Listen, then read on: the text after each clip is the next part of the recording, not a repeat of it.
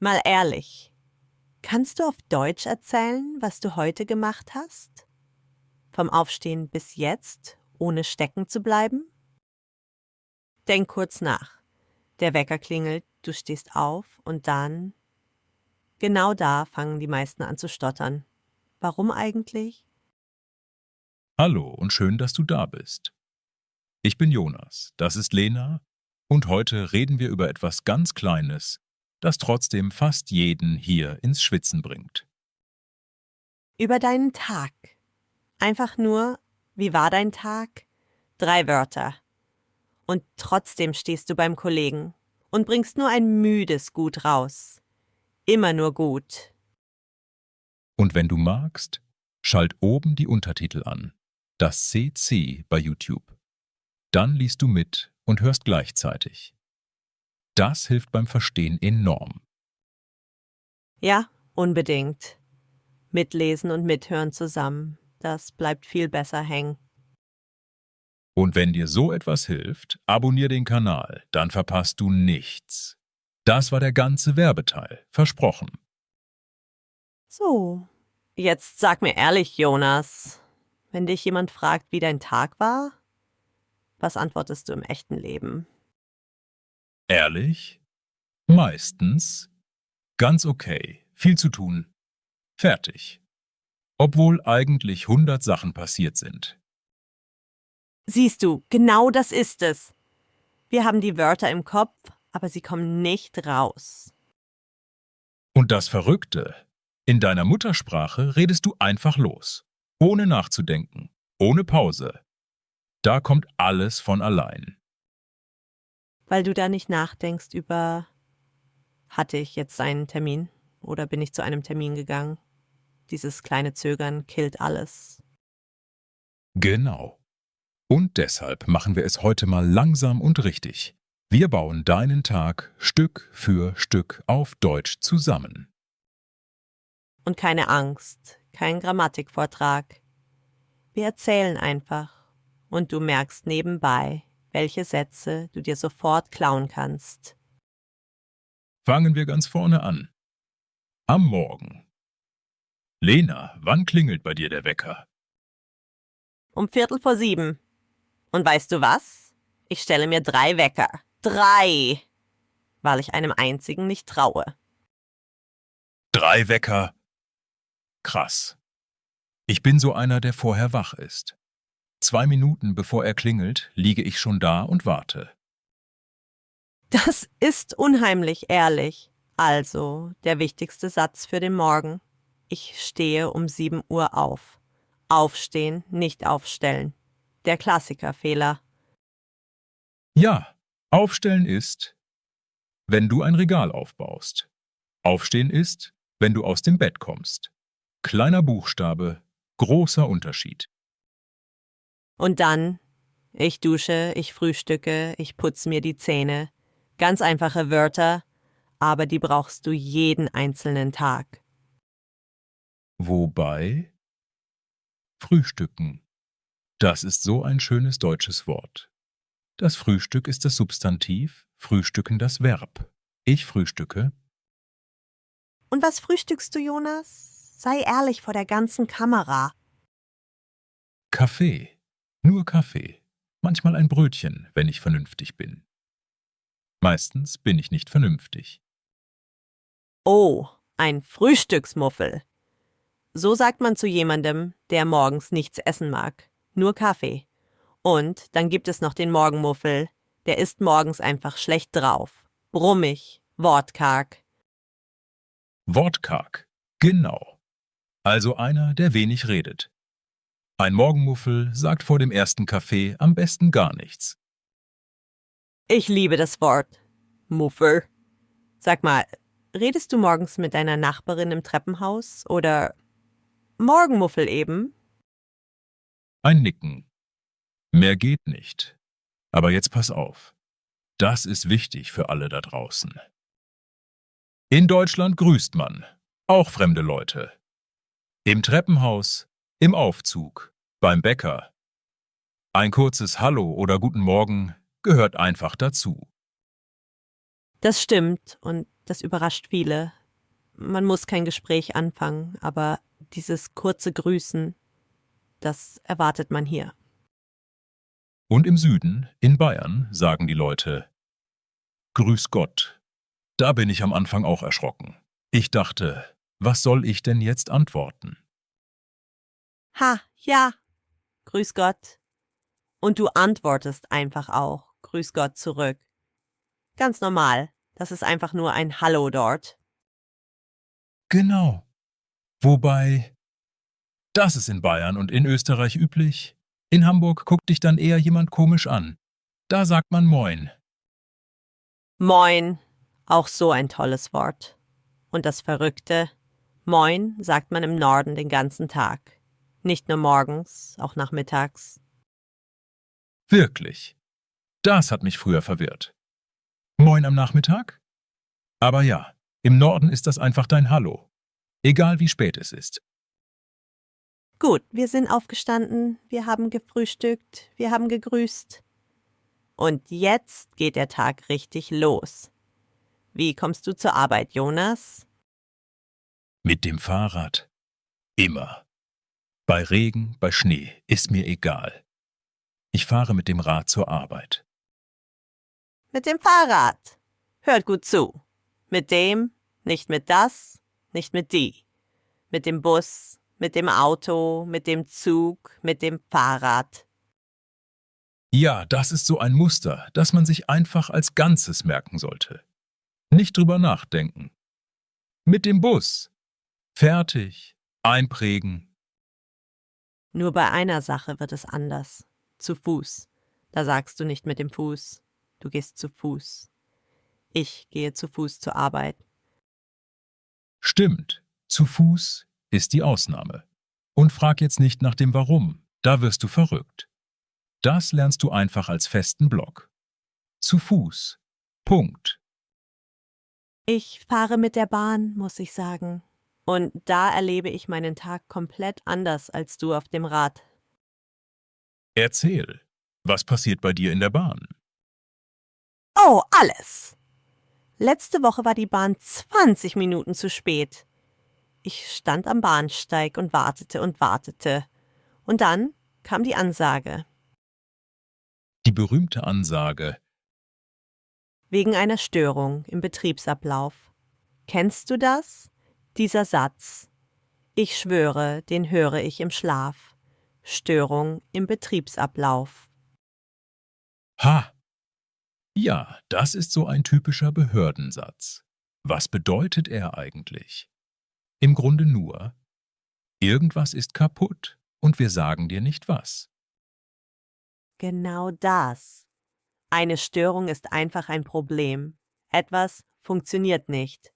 Und der Betriebsablauf ist, naja, wie alles normal läuft. Also, das Problem stört den normalen Ablauf. Man könnte auch einfach sagen, die Bahn hat Verspätung. Aber nein, es muss kompliziert klingen. Verspätung, das ist das Wort, das du brauchst. Die Bahn hat Verspätung. Der Zug hat 10 Minuten Verspätung. Super wichtig hier.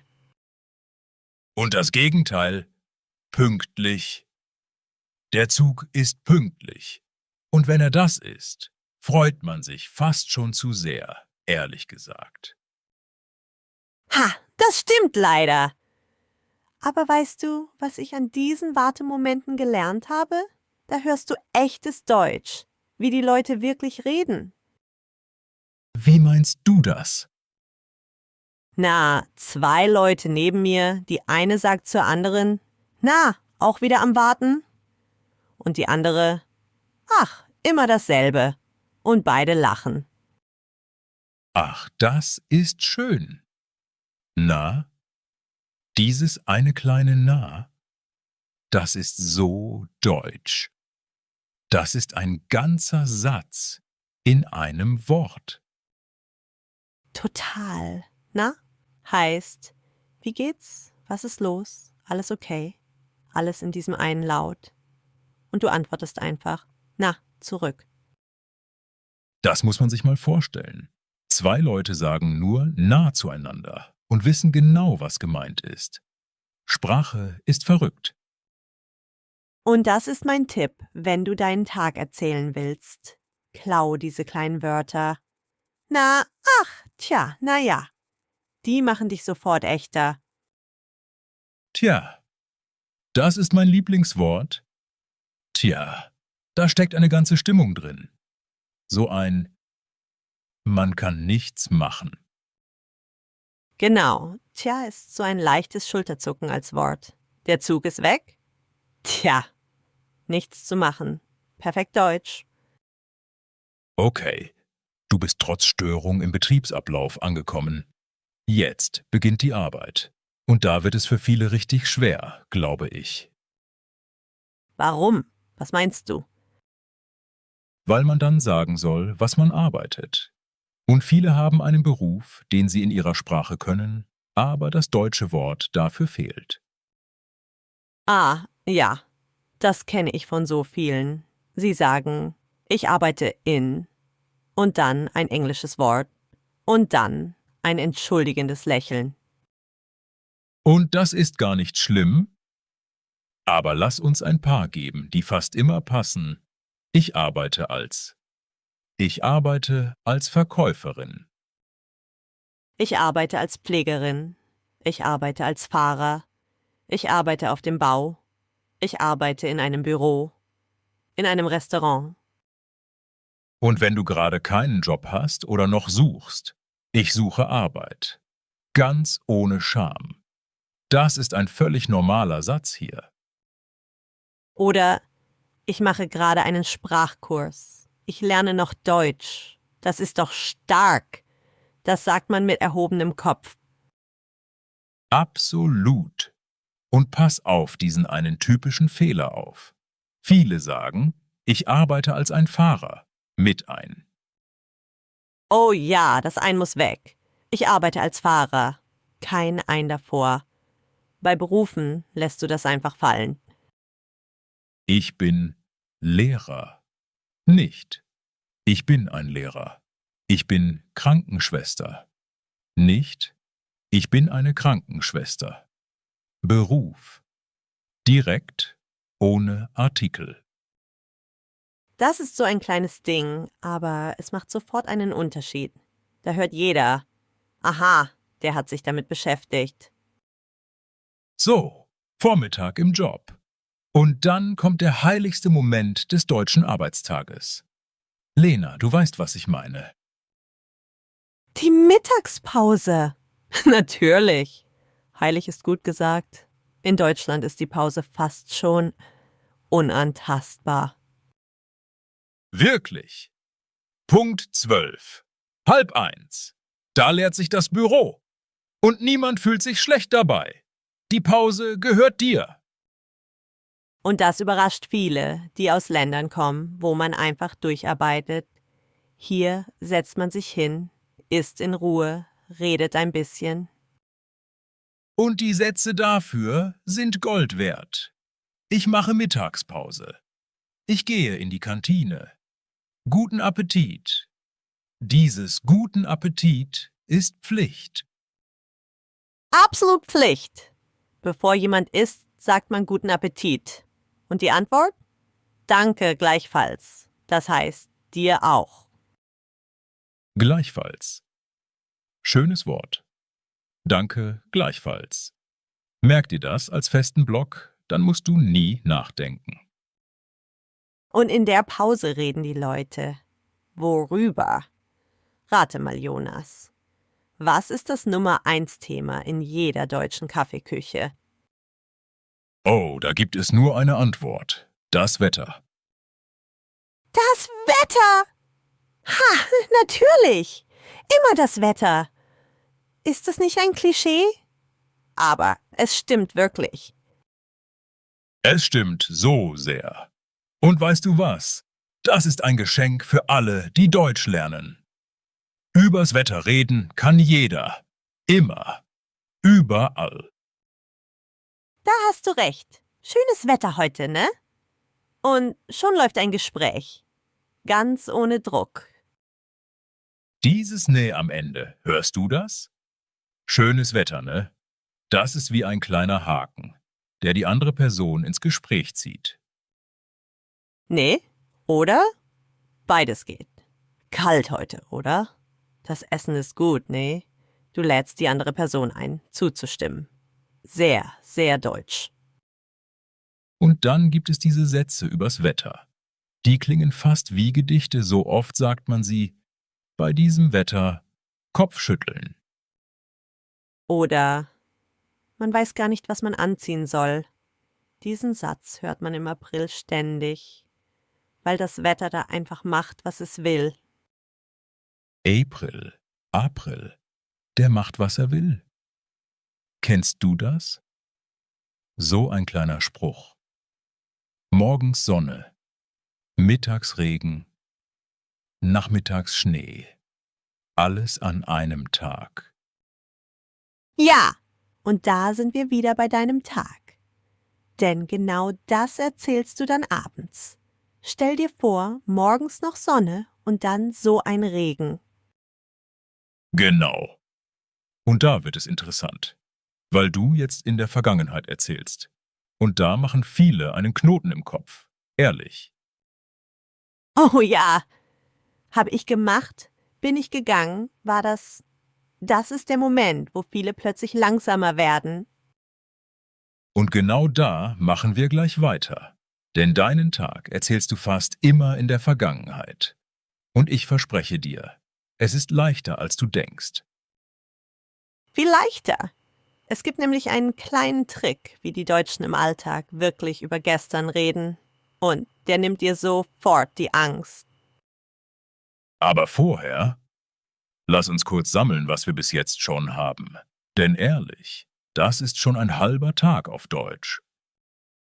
Stimmt, das läppert sich. Aufstehen, frühstücken, grüßen, zur Arbeit fahren. Die Verspätung, die Pause, das Wetter. Das ist doch schon eine Menge. Und das Schöne ist, das sind keine Vokabeln aus einem Buch. Das ist genau das, was du heute wirklich erlebt hast. Nur eben auf Deutsch. Also, der Trick? Pass auf, Jonas, das ist wirklich Gold wert. Die meisten Leute lernen im Kurs die eine Vergangenheit, diese Buchform. Ich ging, ich machte, ich fuhr. Und dann sitzen sie in der Kaffeepause und keiner redet so. Stimmt. Diese Form, das Präteritum, die steht überall in den Zeitungen, in Geschichten. Aber wenn du mir von gestern erzählst, Dann sagst du fast nie, ich ging. Du sagst, ich bin gegangen, ich habe gemacht, ich bin gefahren. Diese zusammengesetzte Form, das perfekt.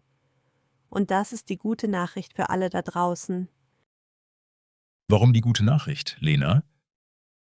weil du im Grunde nur ein Rezept brauchst. Ein kleines Wörtchen vorne, haben oder sein. Und dann das Verb hinten, ein bisschen umgebaut. Fertig. Kein Tisch voller Formen mehr.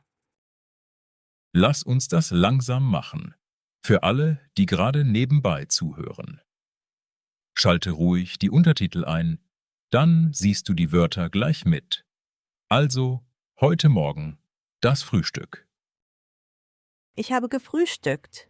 Hörst du? Habe gefrühstückt. Das vorne und ein T hinten. Machen wird zu gemacht. Kaufen wird zu gekauft. Fragen zu gefragt. Ein Muster, immer dasselbe. Und für die meisten ganz normalen Verben klappt genau das. G davor, T dahinter. Ich habe gearbeitet, ich habe gekocht, ich habe gelernt. Warte, aber jetzt kommt der Punkt, wo viele stolpern. Bei Fahren sage ich nicht, ich habe. Ich sage, ich bin gefahren. Warum bin? Warum nicht habe? Ah, gute Frage. Die kurze Antwort: Immer wenn du dich von A nach B bewegst, nimmst du sein. Gehen, fahren, kommen, fliegen. Ich bin gegangen. Ich bin gekommen.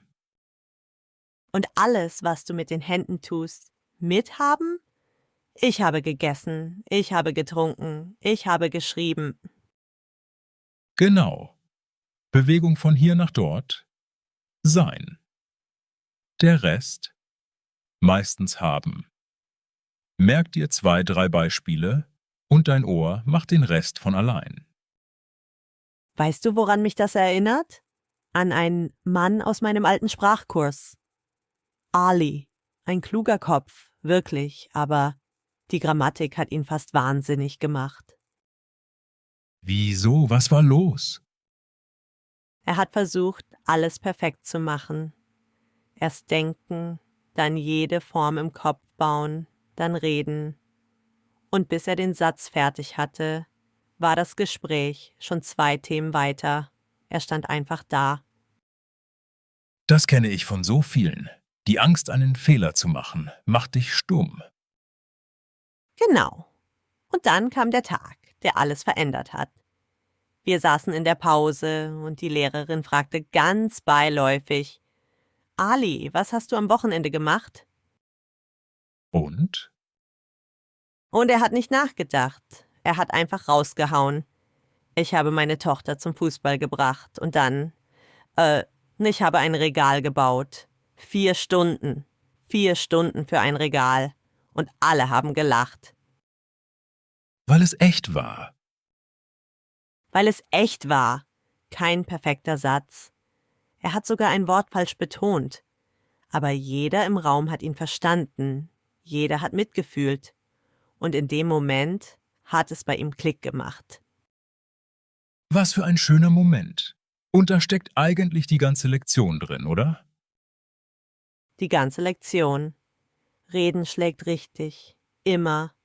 Ein Satz mit einem kleinen Fehler, den die Leute verstehen, ist 1000-mal mehr wert als der perfekte Satz, den du nie aussprichst. Und ich möchte da noch etwas ergänzen, weil es mir wirklich am Herzen liegt. Die Deutschen erwarten von dir kein fehlerfreies Deutsch. Ehrlich nicht. Echt jetzt? Das glauben viele nämlich nicht. Ich weiß. Aber denk mal nach. Die meisten wissen genau, wie schwer diese Sprache ist. Viele Deutsche sagen sogar selbst, dass ihre eigenen Kinder mit der Rechtschreibung kämpfen. Wenn du es versuchst, sehen sie den Mut, nicht die Fehler. Das stimmt. Und weißt du, was oft passiert? Du sagst einen Satz, ein bisschen holprig, und der andere hilft dir sogar. Er ergänzt das Wort, das dir fehlt. Aus einem Fehler wird ein Gespräch. Ein kleiner Tipp dazu, ganz praktisch. Wenn dir ein Wort fehlt, halt nicht einfach an. Sag, wie sagt man das? Und beschreib es. Dieses Ding, mit dem man Kaffee macht. Die Kaffeemaschine! Genau, siehst du. Der andere sagt dir das Wort. Und du hast es für immer gelernt. So bleibt Sprache hängen. Nicht aus dem Buch, sondern aus dem echten Moment, wo du es gebraucht hast. Und dieses, wie sagt man das? Das ist so ein Rettungssatz. Schreib ihn dir auf. Damit stehst du nie wieder stumm da. Du hältst das Gespräch am Laufen, auch wenn dir mal was fehlt. Okay, jetzt bin ich aber neugierig, Lena. Was war denn bei Ali danach? Ist der bei diesem einen Regalsatz geblieben? Oh nein, das war der Anfang. Weißt du, was er sich angewöhnt hat? Jeden Abend im Bett hat er sich seinen Tag auf Deutsch erzählt. Ganz leise für sich. Was habe ich heute gemacht? Ah, das ist klug. Sehr klug sogar. Ich habe geschlafen, bin aufgestanden, hab gefrühstückt, bin zur Arbeit gefahren. 5 Minuten, mehr nicht, aber jeden einzelnen Abend. Und nach ein paar Wochen kam das ganz von allein. Und genau das würde ich dir da draußen auch ans Herz legen. Nicht als strenge Hausaufgabe. Einfach so. Nebenbei. Abends. Im Bett. Der Tag nochmal. In 3, 4 Sätzen. Das war's. Und keiner hört zu. Kein Druck. Du darfst stottern, du darfst was falsch sagen. Es ist ja nur für dich. Aber dein Mund übt. Deine Zunge gewöhnt sich an die Wörter. Das ist der Punkt. Viele lernen nur mit den Augen. Lesen, lesen, lesen. Aber Sprechen ist Sport. Du wirst kein besserer Schwimmer, wenn du nur Bücher übers Schwimmen liest. Ha, guter Vergleich. Irgendwann musst du ins Wasser. Und das Schöne, dein eigener Tag ist das perfekte Wasser. Du kennst ja den Inhalt. Du weißt, was passiert ist. Du musst nur die Wörter finden. Und die Wörter sind jeden Tag fast dieselben. Aufstehen, essen, fahren, arbeiten, treffen, schlafen. Ein kleiner Kreis von Verben trägt deinen ganzen Alltag. Wirklich. Zu wenige. Das klingt fast zu wenig. Ist es auch. Und das ist die vielleicht wichtigste Nachricht heute. Du musst nicht das halbe Wörterbuch können, um über dein Leben zu reden. Ein kleiner, warmer Kreis von Wörtern reicht. Den du immer und immer wieder benutzt, bis er sich anfühlt wie ein alter Schuh. Bequem. Selbstverständlich. Und darum geht es doch am Ende. Genau darum. Fang heute Abend an. Nur 3 Sätze über deinen Tag. Laut, für dich allein. Was war schön? Was war anstrengend? Was hast du gegessen? Und wenn ein Wort fehlt, kein Drama. Dann sagst du es eben mit den Händen oder mit einem anderen Wort. Hauptsache, du redest. Morgen sind es 4 Sätze. Übernächste Woche erzählst du deinem Nachbarn, warum der Bus mal wieder zu spät kam. Ganz ruhig, ohne Angst. Und irgendwann merkst du gar nicht mehr, dass du übst. Du lebst einfach auf Deutsch. Das ist ein schönes Gefühl, ehrlich. Das ist es. Dein Tag gehört dir. Und ab jetzt gehören dir auch die Wörter dafür. Schöner Schlusssatz, Jonas. Also, ihr Lieben, macht es heute. Ein kleiner Anfang reicht. Danke, dass ihr bis hierhin dabei wart. Es war schön mit euch. Und schreib mir morgen in die Kommentare, was du heute gegessen hast auf Deutsch. Ein Satz reicht. Wenn dir das geholfen hat, abonnier uns. Macht's gut, bis bald.